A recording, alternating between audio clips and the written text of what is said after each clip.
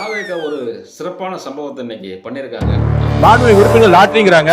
திரு உதயநிதி அவர்கள் சொல்லணும், ஏன் 900 கோடி ரூபாய் லாட்டரி நிறுவனம் வாங்கினாங்க திமுக? பதில் சொல்லட்டும். பதில் சொல்லுங்க. தைரியம் இருந்தா லாட்டரி நிறுவனம் 900 கோடி ரூபாய் திரு மு.க. ஸ்டாலின் அவர்கள் ஏன் வாங்கினார்கள்? தைரியம் இருந்தா சொல்லுங்க. அப்ப சொல்லுங்க.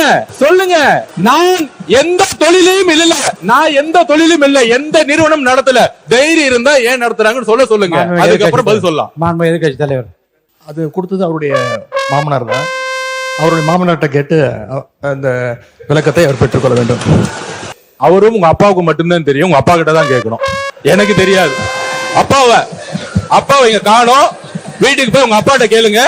உங்க அப்பா கரெக்டா சொல்லுவாரு. ஏன் வாங்கினாரு உங்க அப்பா சொல்லுவாரு. இது கொஞ்சம் சீரியஸான விஷயம் தான். ஏன்னா தமிழ்நாட்டுக்குள்ள ஒரே ஒரு கம்பெனியில் மட்டும் 900 கோடி இவங்க திரள் நிதி, அதாவது கட்சி நிதியாக வாங்கியிருக்காங்க. இது ஏற்கனவே தெரிஞ்ச விஷயம்தான். கண்டிப்பாக அவங்க வாங்குறாங்க. எல்லா கட்சியும், இந்த கட்சி மட்டும் இல்லை, எல்லா கட்சியுமே வாங்கியிருக்காங்க அப்படிங்கிறது எல்லாருக்குமே தெரியும். ஆனாலும் வாங்கினதை பகிரங்கமாக இன்னைக்கு அவங்க ஒத்துக்கிட்டாங்க.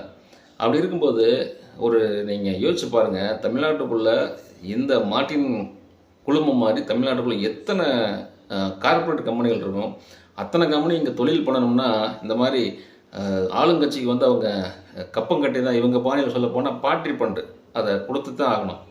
அப்படி இருக்கும்போது இவ்வளோ நிதிகளை வாங்கி, இவ்வளோ பணங்களை வாங்கிட்டு வாங்கினவங்க மட்டும் வெளிநாட்டிலையும் வெளி மாநிலங்கள்லையும் பெரிய தொழிலதிபராக மாறிடுறாங்க.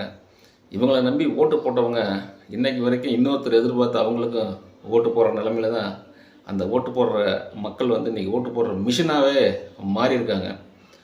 இந்த இடத்துல நாம் தமிழர் கட்சியோட தேவை எதுக்காக சட்டசபைகளில் வேணும் அப்படின்னா, இந்த மாதிரி சம்பவங்களுக்கு எதிர்த்து இவங்கனால தான் கேள்வி கேட்க முடியும். ஏன்னா இன்னைக்கு எதிர்கட்சி நிலைமை திருட போன இடத்துல திருடனுக்கு தேள் கொட்டுன்னு எப்படி இருக்கும், அந்த நிலைமை தான் இன்னைக்கு எதிர்கட்சி தலைவருடைய நிலைமை. ஆளுங்கட்சியை எதிர்த்து கேள்வி கேட்கறதுக்கும் ஆளுங்கட்சிகள் செய்கிற தவறுகளை சுட்டி காக்கிறதுக்கும் ஒரு நேர்மையான ஒரு தூய கட்சி அப்படின்னா அது நாம் தமிழர் கட்சி மட்டும்தான்.